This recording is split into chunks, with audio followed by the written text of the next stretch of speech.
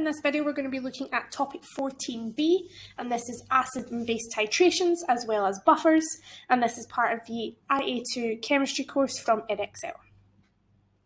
So we're going to be looking at titration curves and how we can draw these depending on the combination of strong and weak acid, how we can then use that to identify a suitable indicator, as well as what a buffer is, how we calculate a buffer, and how buffers are affected by the addition of acids or bases, and how we can show this then in a titration curve. There is a core practical for this topic, which is core practical 11, but you can find information about that practical in a separate video on the year 13 playlist.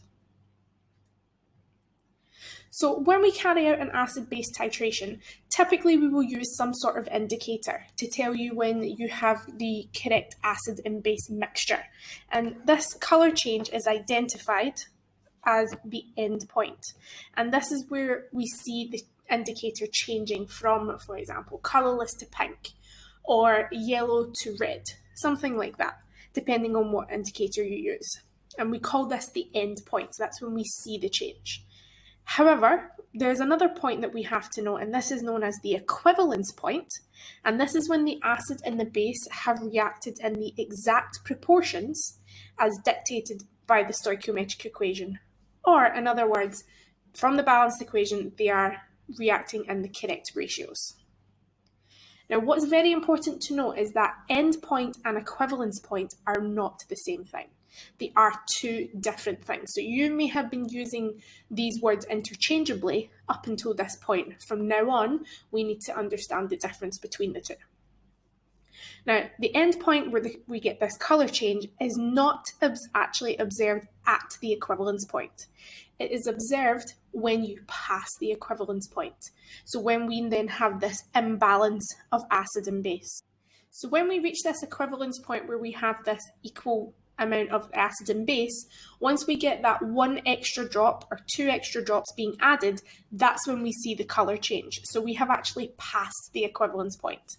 So they're not necessarily 100% identical. However, in a good titration using a good indicator, they should be almost equal. And we'll look at that in a little bit more detail later on in this video.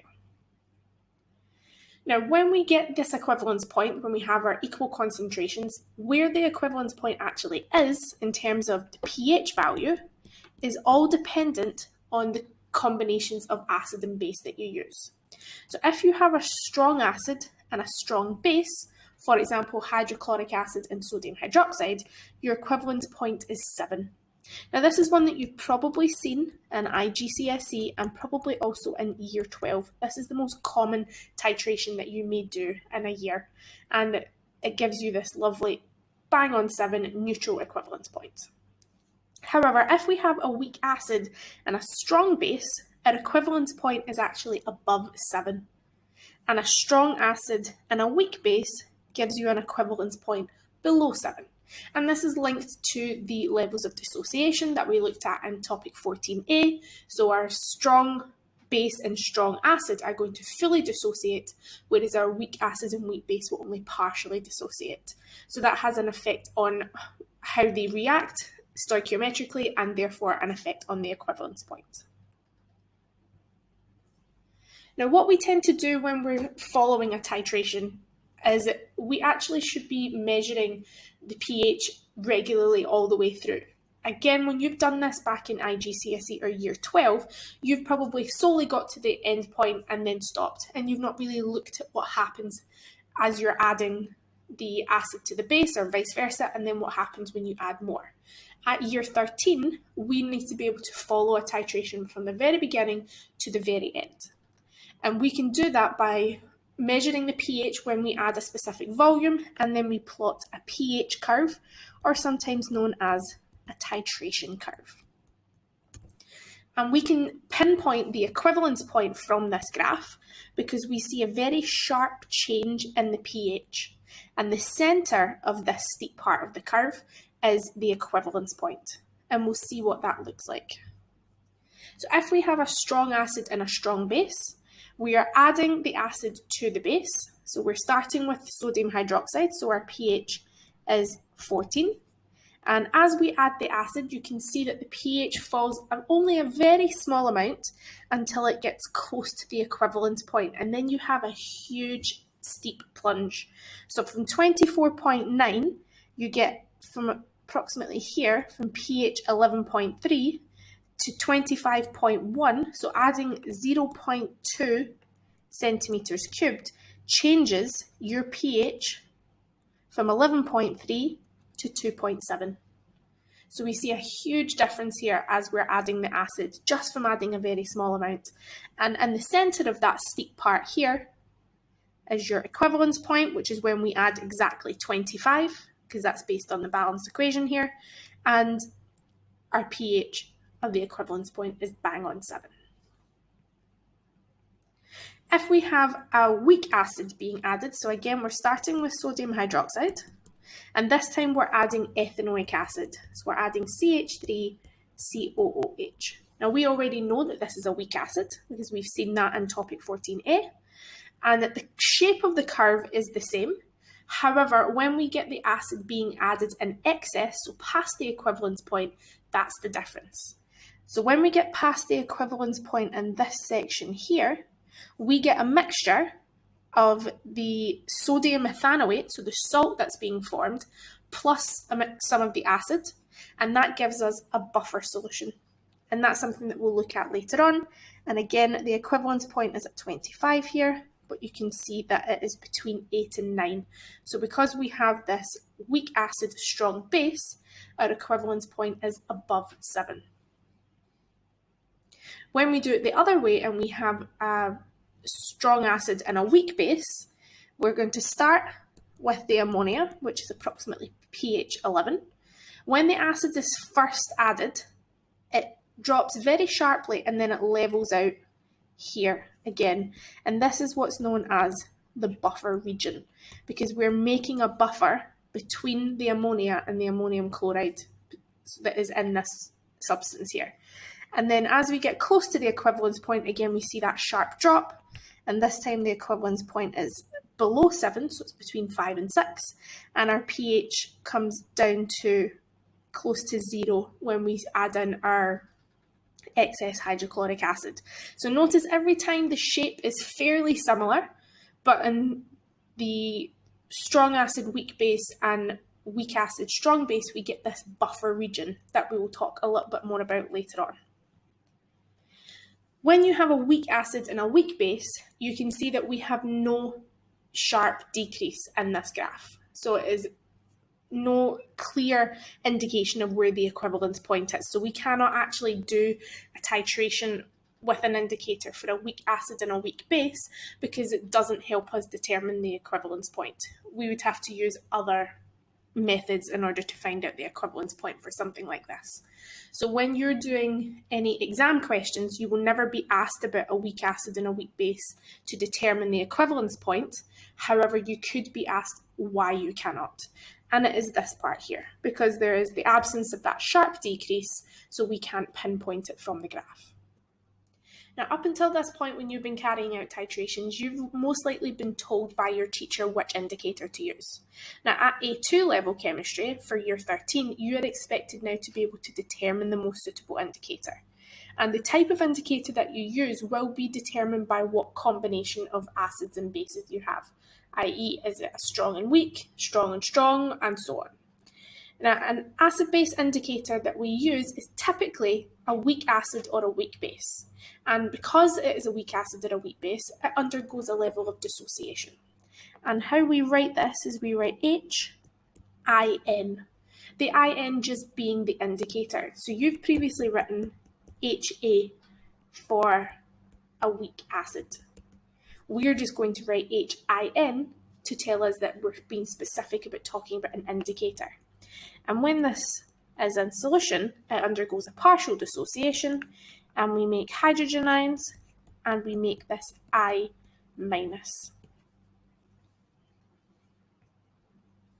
Now, the molecule, which is the HIN, and the conjugate base, so the IN- that is formed, have to have different colours. If they don't have different colours, then it can't be used as an indicator.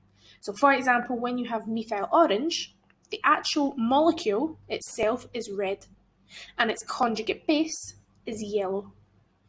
So because these have got two different colours, it can then be used as an indicator. And when you have a large presence of hydrogen ions in the solution, you get a shift in equilibrium. So remember, we've got HIN partially dissociating to hydrogen ions and ion minus. When we increase the H plus ions, the equilibrium is going to shift to the left, and that is going to cause the red colour to predominate.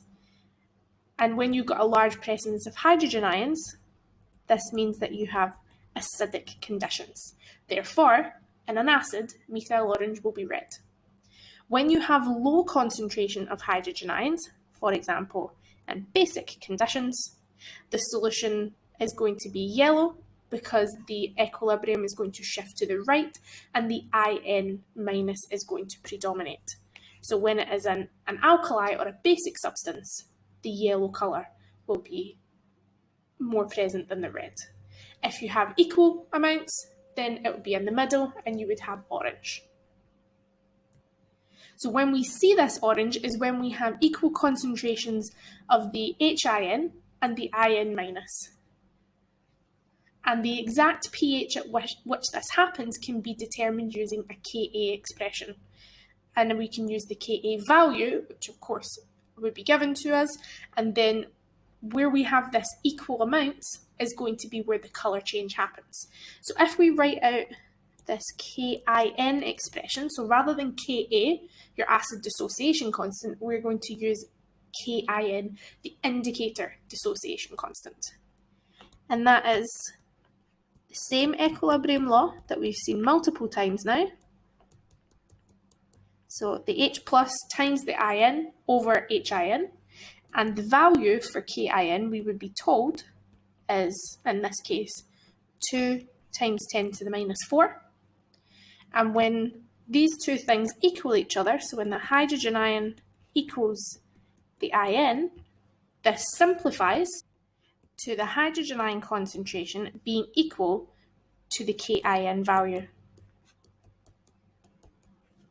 And therefore we can then convert that to give us a pH of 3.70. And this is what we would potentially call the halfway stage. So the halfway point between the two ends of the spectrum, so the HIN and the IN minus, the halfway point being these two concentrations are equal to each other. So this is where the colour changes. So the methyl orange will change colour at a pH of 3.70.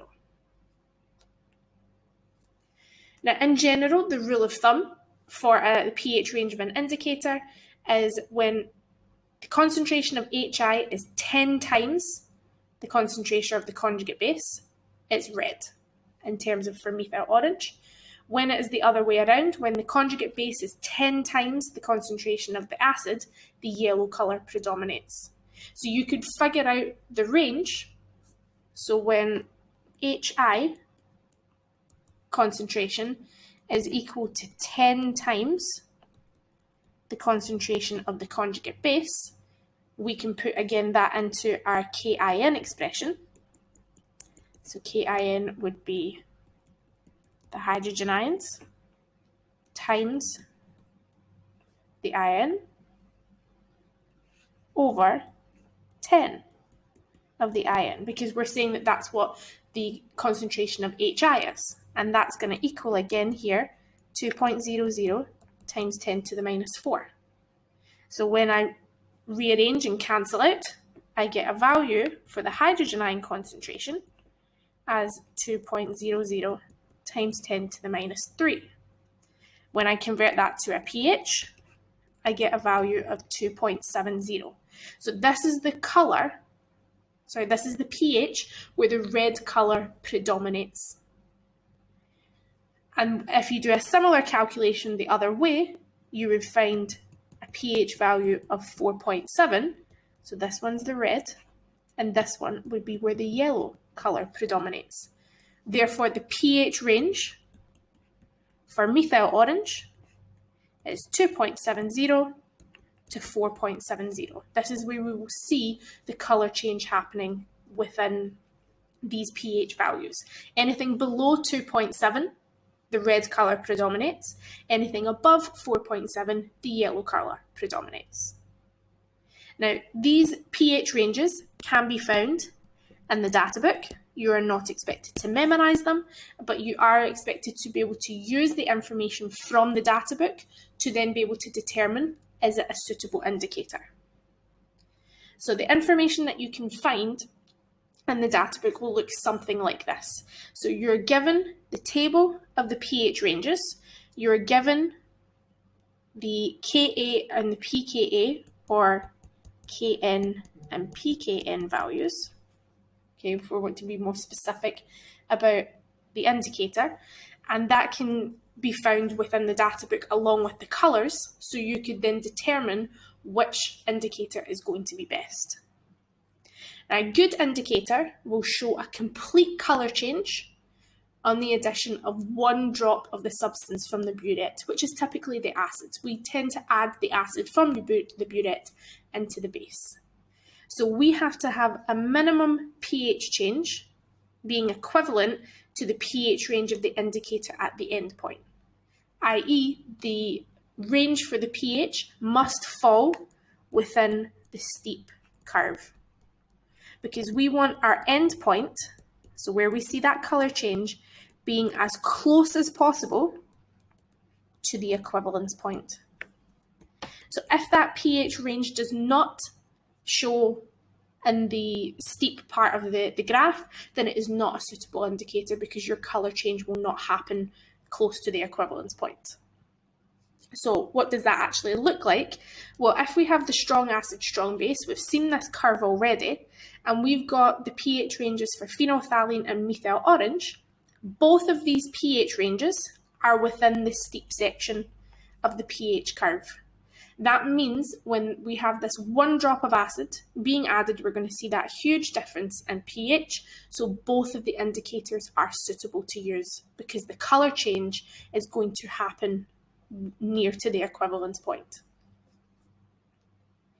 If we then have a weak acid and a strong base, we can see that phenolphthalein is within the steep part, however methyl orange is not.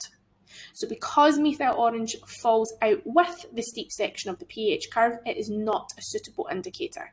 In this case, only phenolphthalein would be a suitable indicator from these two. Of course, there may be others from the data book, but we're only comparing phenolphthalein and methyl orange for now.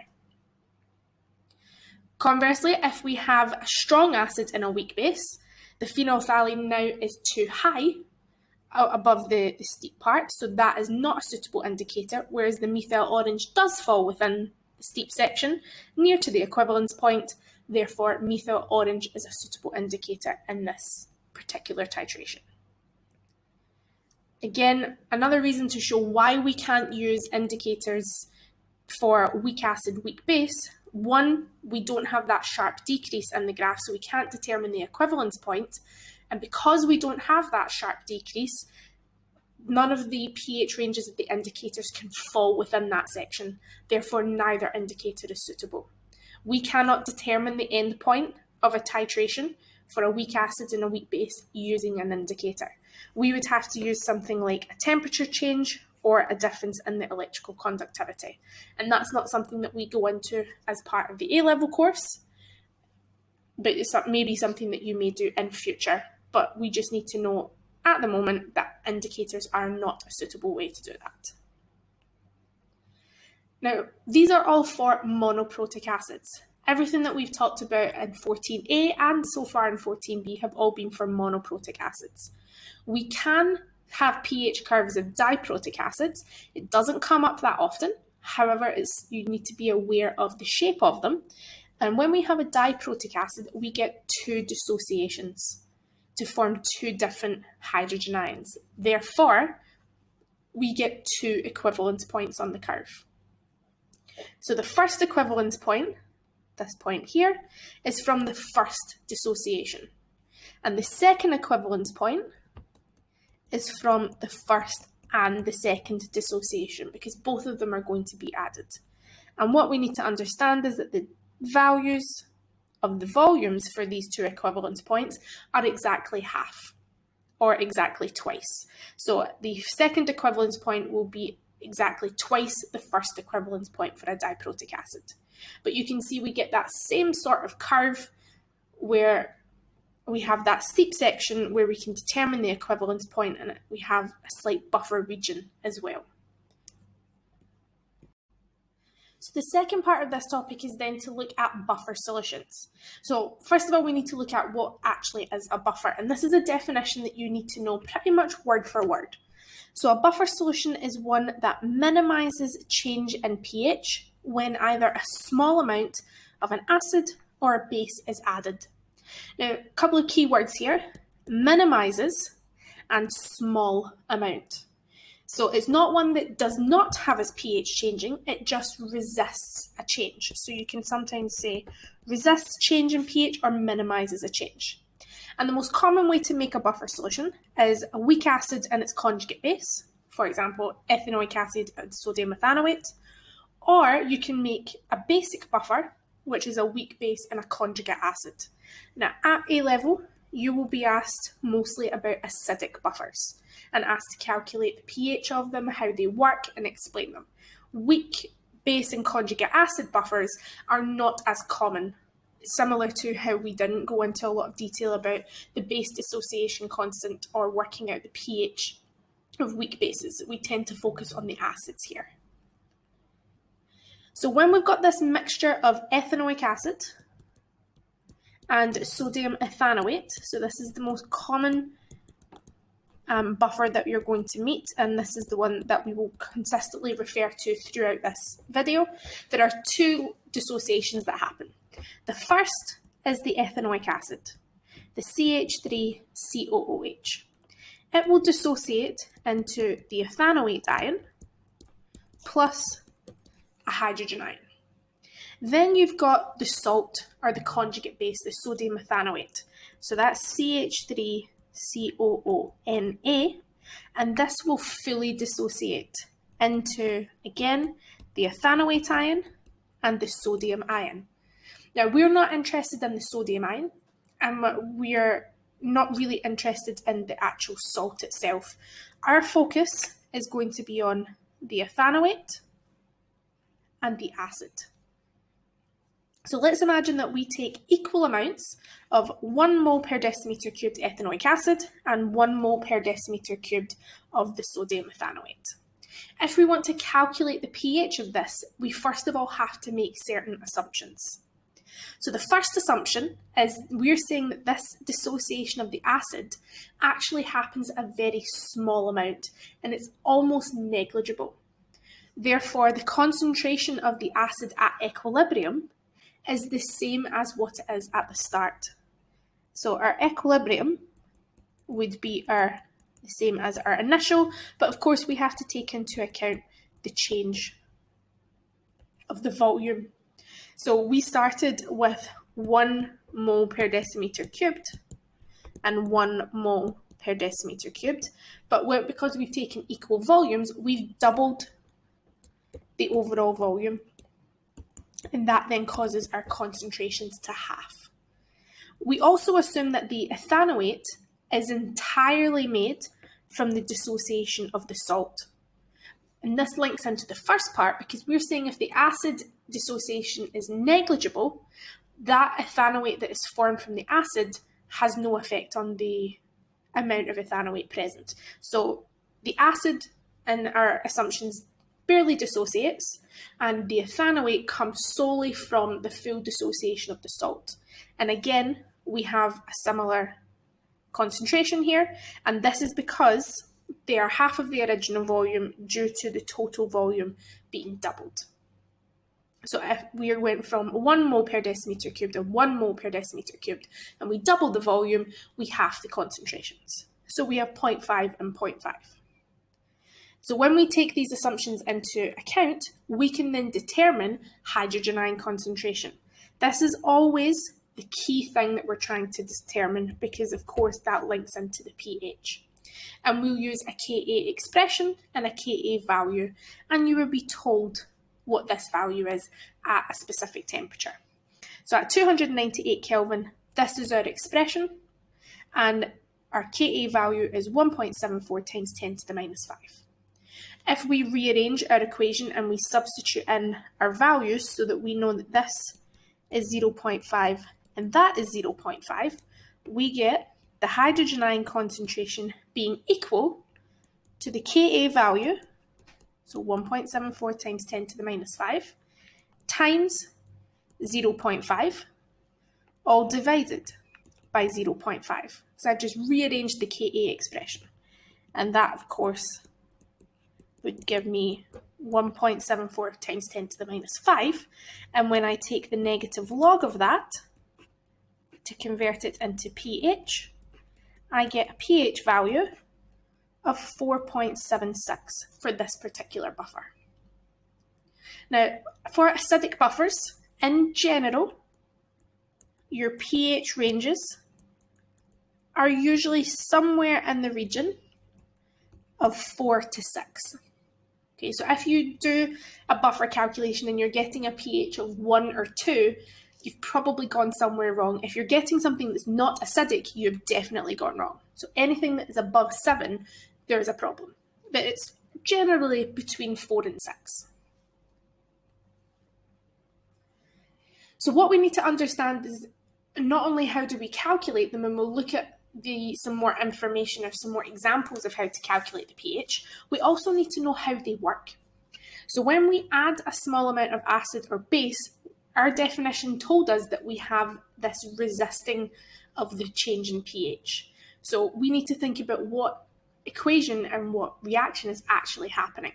So if we add a small amount of acid, our hydrogen ions from the acid are going to react with the ethanoate that is present in the mixture, and that is going to form CH3COOH. So you're going to reform some of your acid here. When you add a small amount of base, the OH ions that are in the base are going to react with the acid that is present. And when it reacts with the acid that is present, you form the ethanoate plus water. We're forming the salt plus the water. So when we get this small amount of acid or base being added, we make a new equilibrium mixture. And what it actually does is it contains still the acid and still the ethanoate, but they're in slightly different concentrations. If you notice that when we've added the small amount of acid, my concentration of my ethanoate has went down because it's being used up, but the concentration of my acid has went up. Whereas with the base, my concentration of my acid has went down, but my ethanoate has went up. So because one of them is increasing and one of them is decreasing, the ratio between these two things remains fairly constant. And when we look at our hydrogen ion concentration expression, it works out, when we rearrange it, as Ka times the concentration of the acid over the concentration of the salt, or the conjugate base, in this case ethanoic acid and ethanoate. So because one of these is going up and one of them is going down, or vice versa, that causes it to remain fairly constant. If the ratio remains fairly constant, and Ka is a constant, that gives you a fairly constant hydrogen ion concentration. Therefore, we get a fairly constant pH. So these buffer solutions work by focusing on the ratio between the concentration of the acid and the salt. And by keeping that roughly the same, it has a knock-on effect that your pH eventually stays roughly the same as well. And we will look at an actual calculation later on that shows us how this works. For now, we're just going to do a very basic comparison. So if we take that buffer solution that we had previously and we worked out that its pH was 4.76, we're going to add a small amount of hydrochloric acid to it. So we've got 0.01 moles of HCl. That's going to fully dissociate because, of course, that is a strong acid. So that gives us 0.01 moles of hydrogen ions. When that happens, our concentration of our hydrogen, our hydrogen ions are going to react with our ethanoate, causing our concentration of the acid to go up slightly. And it will rise from 0.5 to 0.51. Because the ethanoate is being used up, it is going to go down by 0.1, so it's going to come down to 0.49. When I put that into my expression for hydrogen ions being Ka times the concentration of the acid over the concentration of the salt, I get a hydrogen ion concentration of 1.81 times 10 to the minus 5. Therefore, my new pH after adding in this acid is 4.74. You can see that is a very minimal change because my ratios have stayed fairly constant. Rather than it being 0.5 over 0.5, it's 0.51 over 0.49. So just very similar numbers.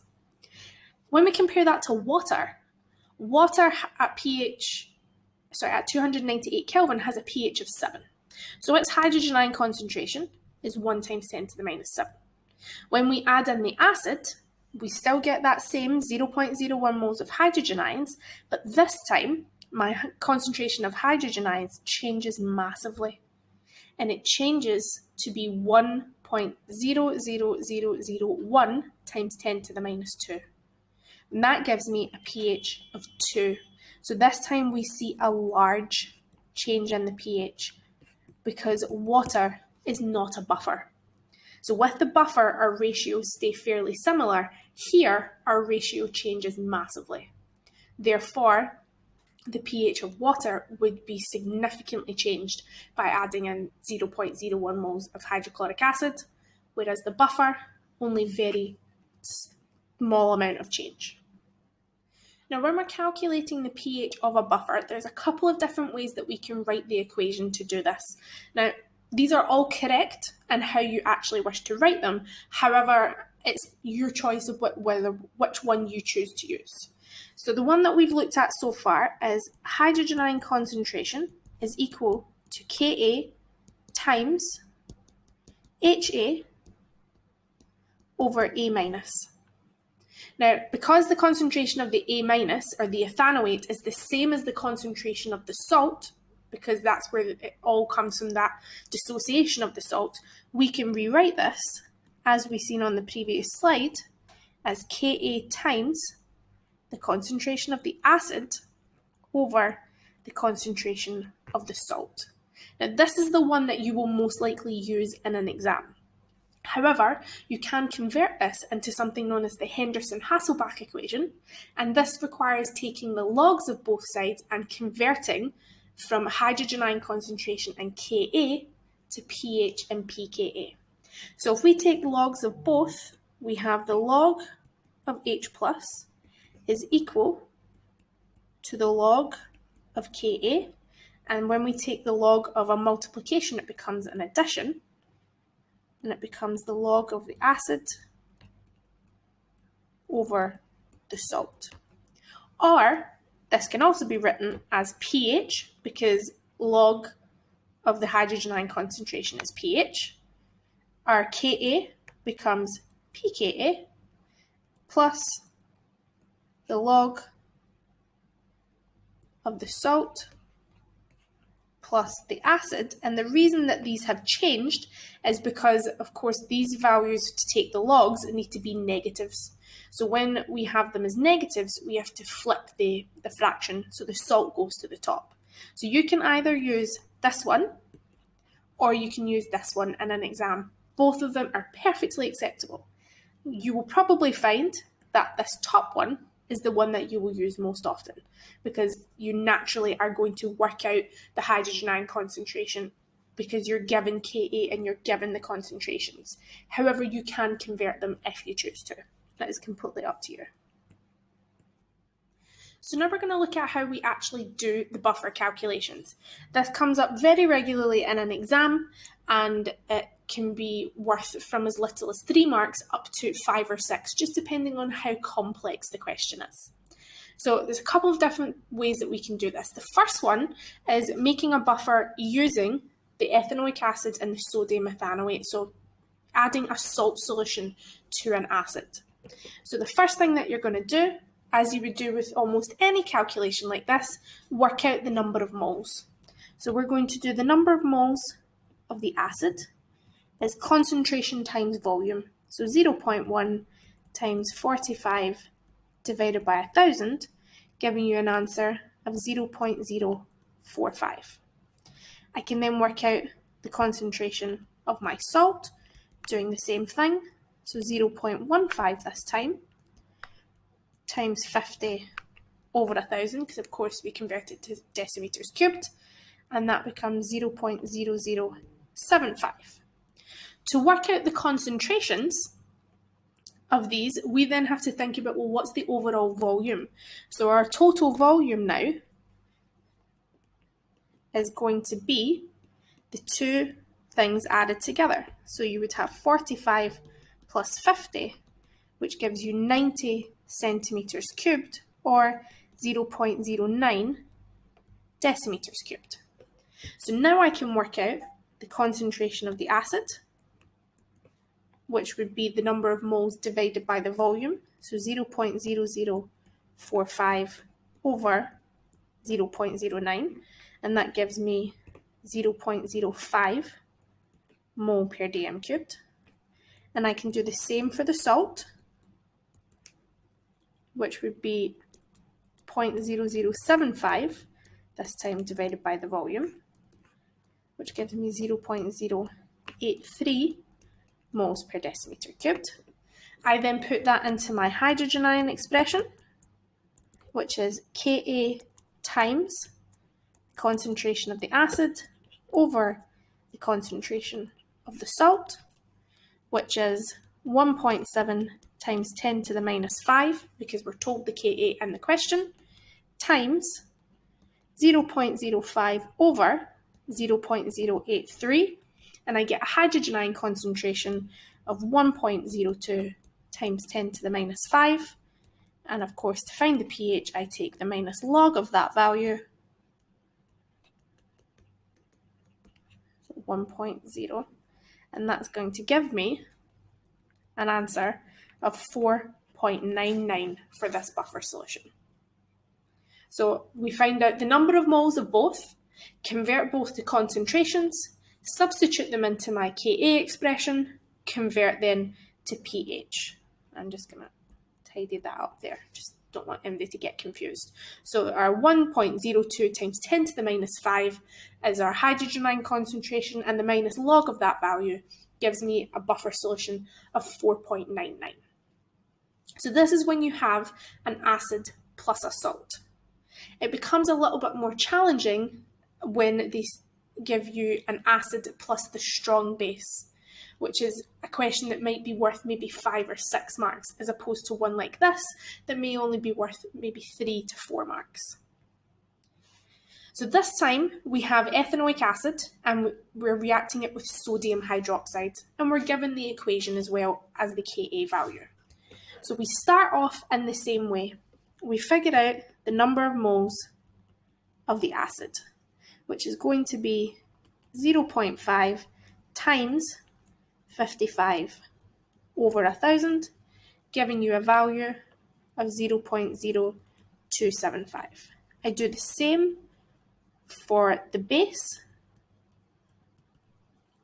which is 0.35 times 25 over 1,000, so just taking it straight from the question, and that gives me 0.00875.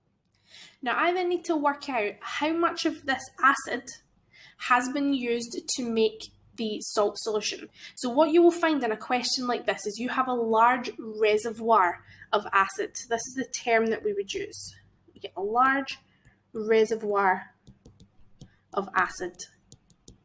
And when we have this large reservoir of acid plus the strong base, it means that we are forming a buffer solution. And what we have to do is we need to figure out what's in excess, because the base is going to react with some of the acid to make the salt, but the acid that is left over in excess is what is partially going to control the pH of the resulting buffer. So the excess acid is simply done by subtraction. So 0.0275 take away 0.00875, and that now gives me a concentration for the acid, sorry, a number of moles of acid is 0.01875. This is the number of moles that I'm going to use to calculate my concentrations. So when I calculate the concentration of the acid, I use that number of moles of excess and I divide it by the total volume, which I'm going to just put up here. So the total volume is 55 plus 25, which is 80 centimetres cubed, which is 0.08 decimeters cubed. So that value down here is 0.08, and that gives me a concentration of 0.234 mole per dm cubed. Now, the salt is going to be the concentration of the base, because this base is all going to react, so that will determine how much of the salt you make. So this one, our sodium hydroxide, this is our limiting reagent. And what we know from previous calculations all the way back to GCSE is the limiting reagent number of moles is what determines how many moles of the salt you're going to make in this case. So if we've got 0.00875 of the base, that's the same number of the salt. So our concentration for the salt is 0.00875 divided by that new volume, which will give you an answer of 0.109 moles per decimeter cubed. And then now I put that into my Ka expression. So my hydrogen ion concentration is Ka times the concentration of the acid over the concentration of the salt. So 1.7 times 10 to the minus 5 multiplied by 0.234 over 0.109, which gives me a hydrogen ion concentration of 3.64 times 10 to the minus 5. And of course, to find the pH, I take the minus log of that value, as I have with every other hydrogen ion concentration, and I get a pH of 4.44 for my buffer solution. And again, we know that's about right because we said that the pH of acidic buffers tends to be somewhere between 4 and 6. So our answer is looking like it would be correct here.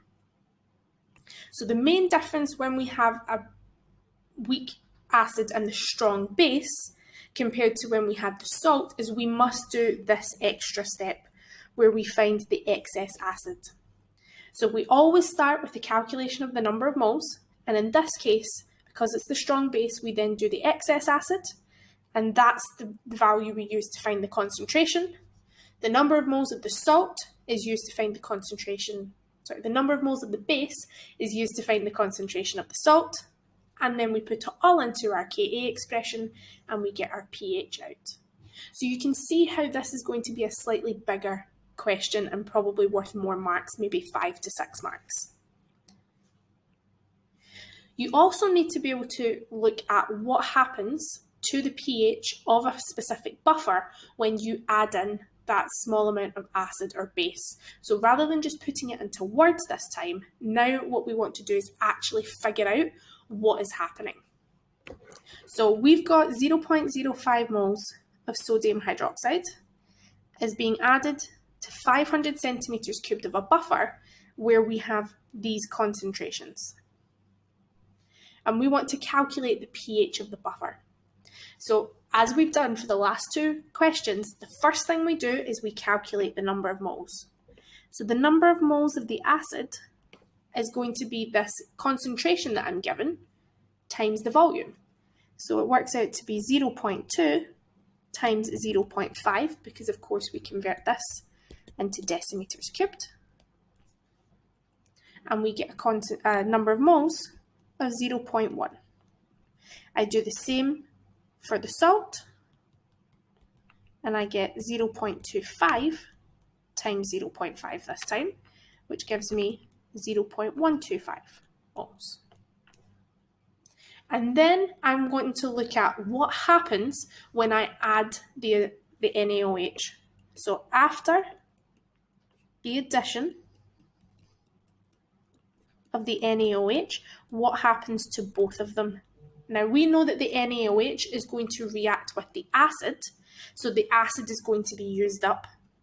So for my number of moles of acid, I'm going to have the 0.1, but I'm using up 0.005 of it because that's reacting with the sodium hydroxide I've added.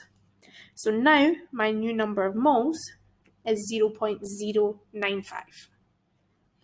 The moles of the salt is going to go up because when the sodium hydroxide reacts with the ethanoic acid, it's going to make ethanoate.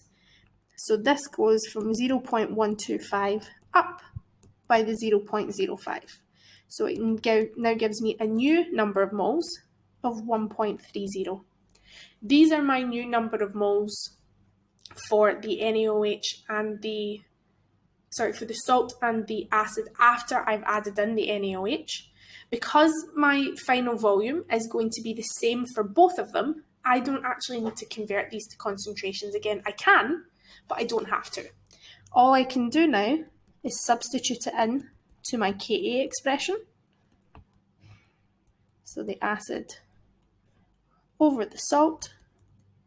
And this time I'm using my new values. So 1.7 times 10 to the minus 5 multiplied by 0.095 over 0.130, which gives me a hydrogen ion concentration of 1.24 times 10 to the minus 5. And I can take the pH of that. So I take the log of that to work out the pH, and it gives me an answer of 4.91. So this buffer solution, after we add in 0.005 moles of sodium hydroxide, will have a pH of 4.91.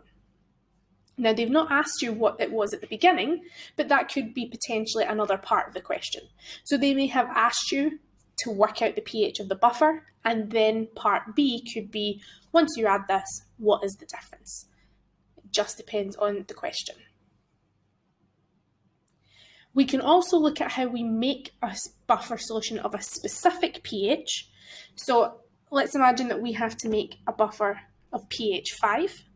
In order to do this, we need a hydrogen ion concentration of 1 times 10 to the minus 5, because I would just simply do the hydrogen ion concentration is equal to 10 to the minus of the pH, so 1 times 10 to the minus 5. We know our Ka expression is always this, and if it's ethanoic acid that we're going to be using in our buffer, our Ka is 1.74 times 10 to the minus 5. So now what we do is we take our information that we already know, so our hydrogen ion concentration and our Ka, and we substitute it in. And we get this equation down at the bottom here. So 1 times 10 to the minus 5 equals 1.74 times 10 to the minus 5 multiplied by the concentration of the acid divided by the concentration of the salt. When you rearrange that, you get an answer of 0.575. That is my ratio of the acid to the salt. So if we were given ethanoic acid at a concentration of 0.575 and sodium ethanoate at 1, because we're going to set one of them to 1, and in this case it will be the salt, because 0.575 divided by 1 is of course 0.575. If we mix equal solutions of these two things, we will make a buffer of pH 5, because our acid concentration would be 0.2875, because remember I've doubled my concentration. Sorry, I've doubled my volume, so I've halved my concentration. Therefore, my salt is coming down from 1 to 0.5, and when you put that into the ratio, you get the correct values here. So in order to make a buffer solution of pH 5, I need to use equal volumes of 0.575 moles per decimeter cubed ethanoic acid and 1 mole per decimeter cubed sodium ethanoate. I could look at a similar sort of thing for a basic buffer. So in what proportions should we mix 0.1 mole per decimeter cubed of ammonia and ammonium chloride to get a buffer of pH 9? So again, looking at a very specific value here. So we know our Ka expression is going to be NH3 times the hydrogen ion concentration over NH4. And that is going to be equal, in this case, to a Ka value of 5.62 times 10 to the minus 10. When we substitute that in, we can also substitute in the hydrogen ion concentration by doing 10 to the minus 9.8, which gives me a value of 1.58 times 10 to the minus 10. So now the ratio between the ammonium and the ammonium chloride is to be 3.56. Therefore, I could do 3.56 to 1. So I would mix a volume of 3.56 ammonias to 1 ammonium chloride, and that would give me a buffer solution of 9.8. Now, these particular questions don't come up that often in the exam. It's more likely they will ask you to work out the pH of a specific buffer. But it is important that we know we can make a buffer of a very specific pH by looking at how much of each we need to add, rather than doing a trial and error and figuring out what you get at the end. You can always work backwards. So why are buffers important? Because we went through all of this information, but we haven't actually really said what's the purpose of them. And they have two main purposes that we need to know at A level. The first one is buffers are actually what controls the pH of our blood. Our blood has to be a very specific pH for all of the different processes in our body to happen.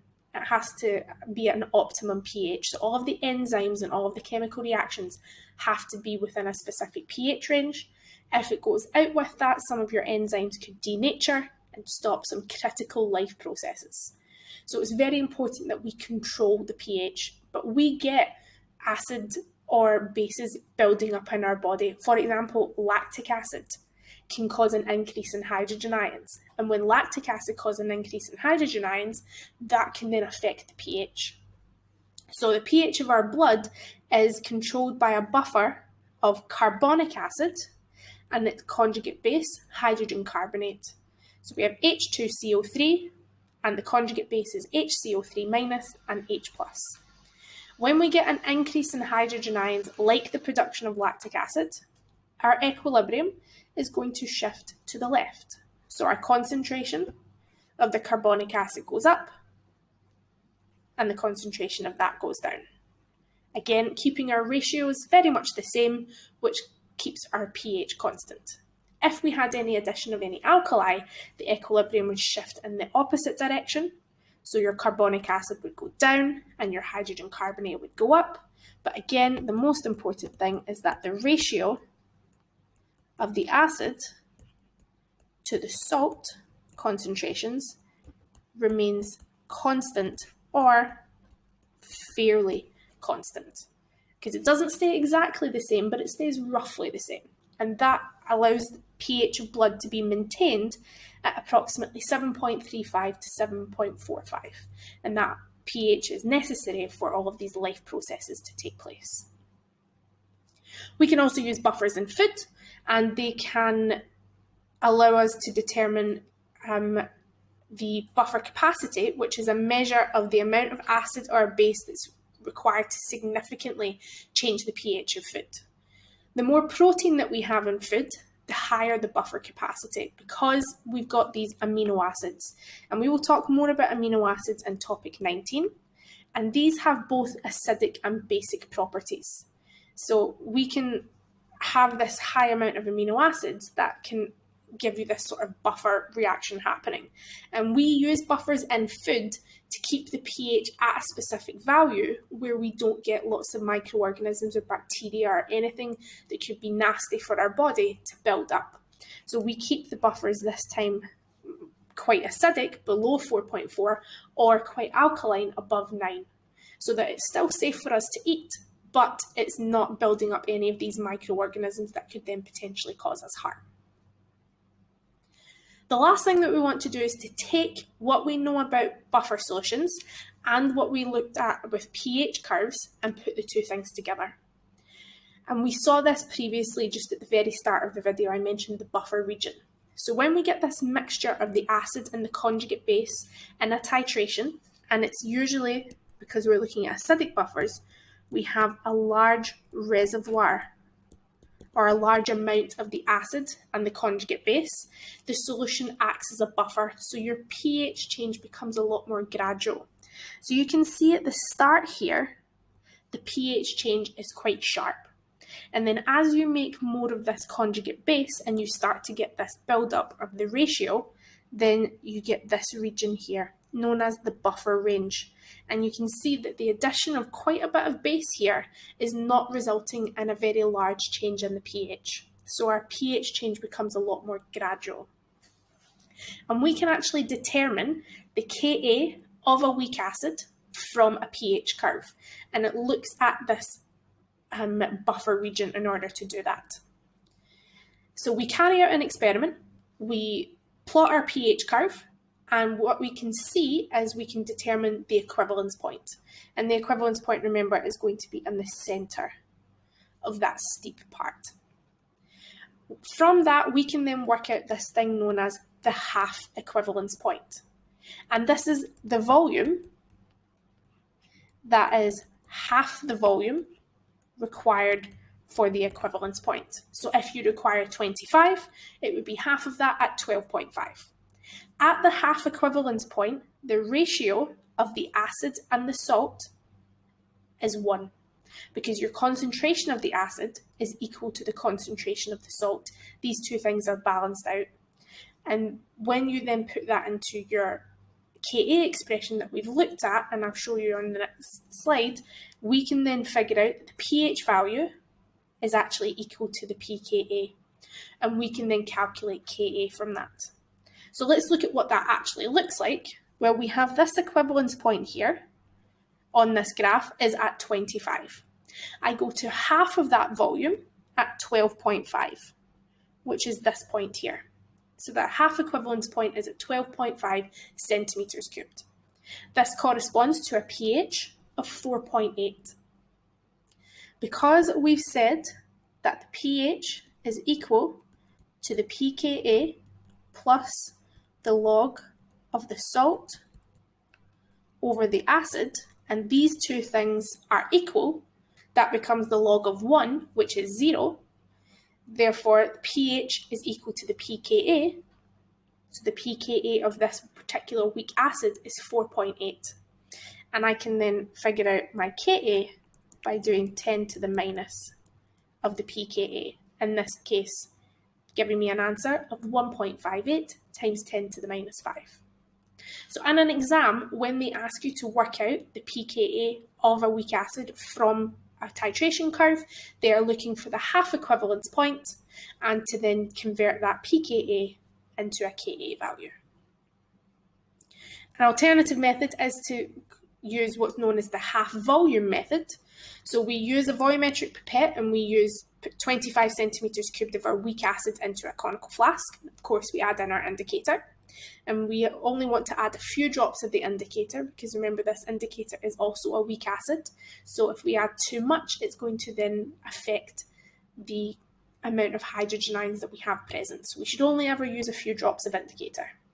We then titrate this against sodium hydroxide until we get this end point colour. And we figure out exactly how much that is.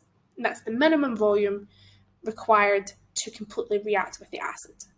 We then do another titration, but this time we don't add the phenolphthalein, so we don't need the indicator because we're not looking for the end point, and we only add half of the volume. So if we said that this was 24 centimetres cubed, then we only add 12 centimetres cubed. And after adding the 12, we stop, we measure the pH, and that is then equal to the pKa value. So rather than doing the titration and getting the curve, you're simply just simplifying it and figuring out what would the end point or equivalence point be. Half of that is therefore my half equivalence point, and then you can find the pH from that pKa value. So let's finish off by looking at some past paper questions. There's a couple of multiple choice, and our written questions are going to focus mostly on the buffers part of this course. Titration curves does come up, but a lot of it is about plotting it and reading the equivalence point, which is fairly straightforward. The buffers is the bit that's a little bit more challenging. So first one, we have the reaction between a weak acid HX and sodium hydroxide, and it gives us this salt plus water. What would the pH of the salt solution most likely be? So what we need to realise is that we have a combination of a weak acid and a strong base. That's going to give me an equivalence point above 7. So it can't be 5.5. It cannot be bang on 7, but it also can't be the 13 because 13 is too high. 13 would be the pH of the sodium hydroxide on its own. We need to understand that we are making some of the salt. So our answer here is going to be 8.5. When it's above 7, it tends to be somewhere in the region of 8 to 9.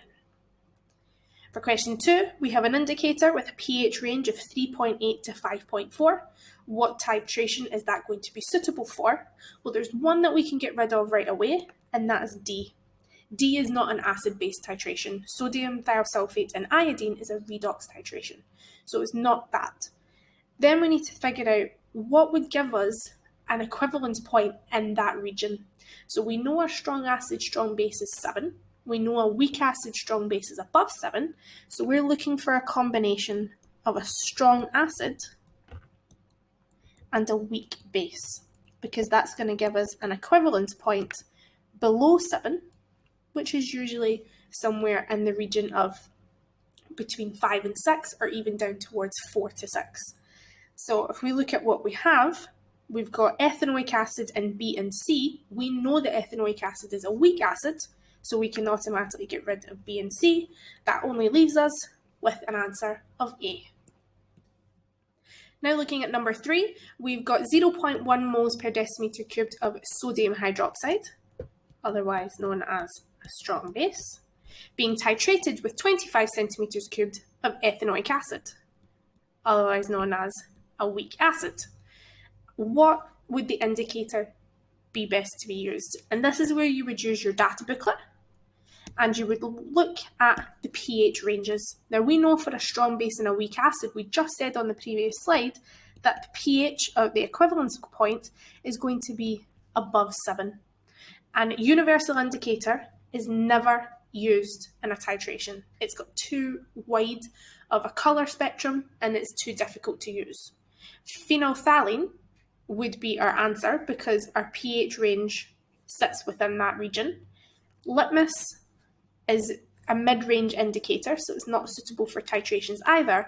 And methyl orange gives us an acidic pH change, or range where it changes colour. So the answer is phenolphthalein. And of course, you would always check your data booklet for that.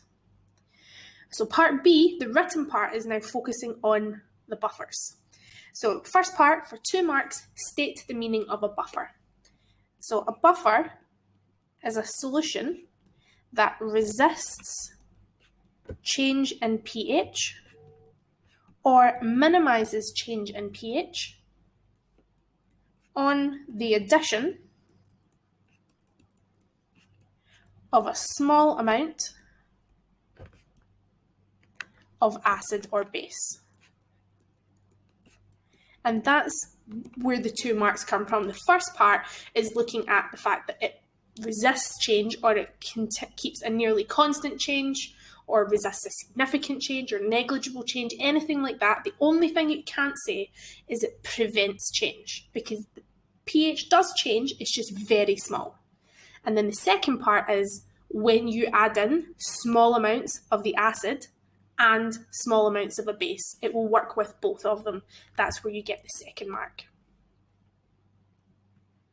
For part 2, we want to explain how a solution that contains both methanoic acid and sodium methanoate acts as a buffer.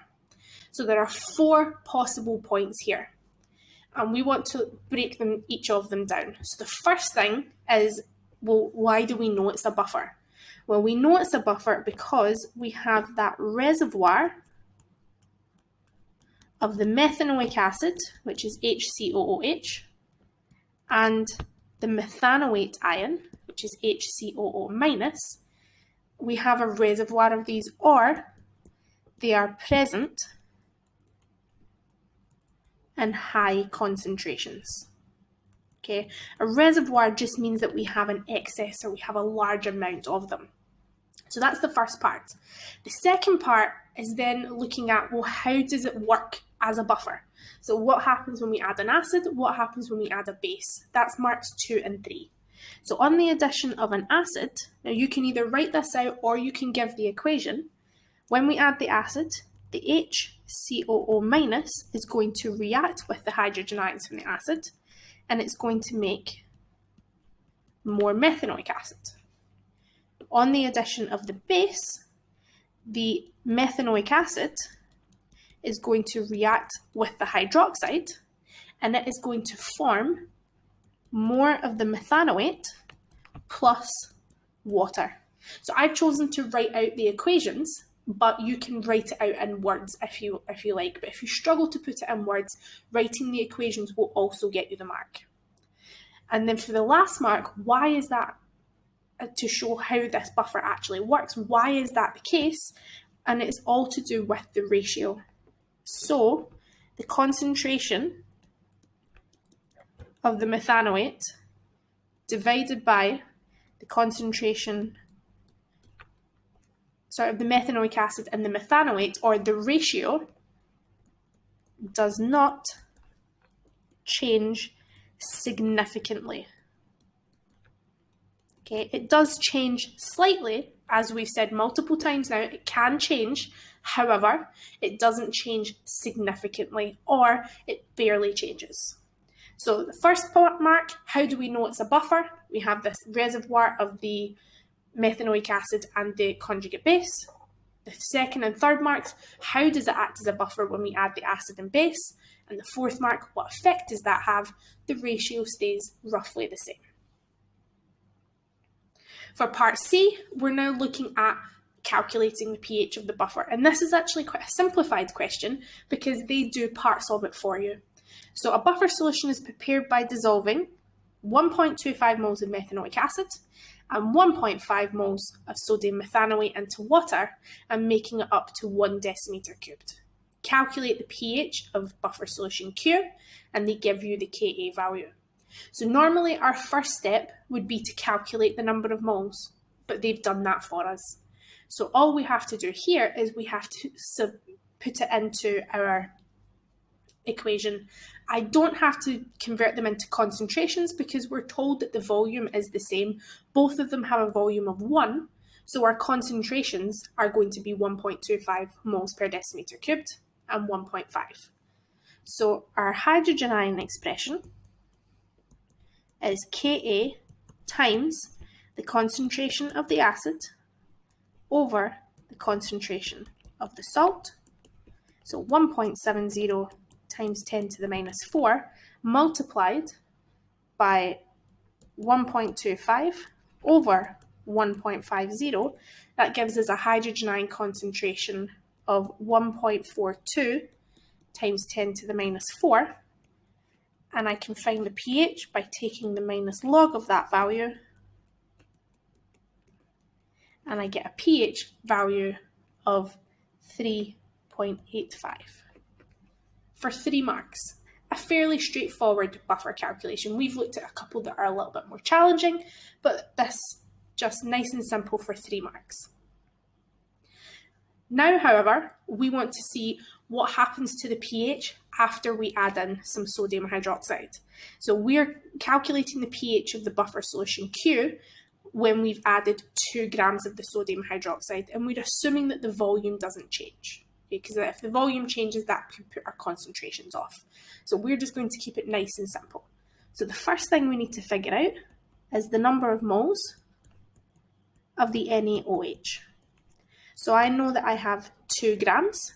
My MR of sodium hydroxide is 40, so I'm going to get a value of 0.05 moles of NaOH. So then after the addition what happens to my number of moles.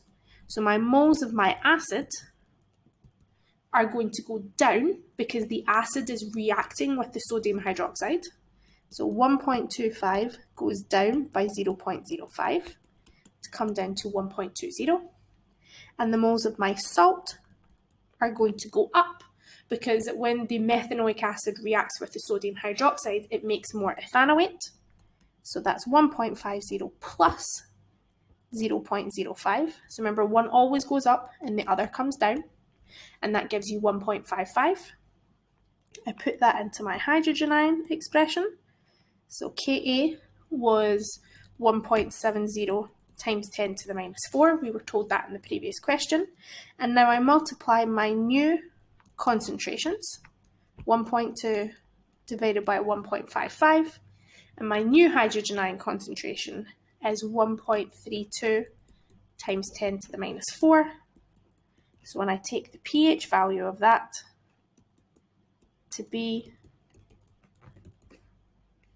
3.88. So I've went from 3.85 in the previous question. After adding 2 grams of sodium hydroxide, my pH has only changed to 3.88.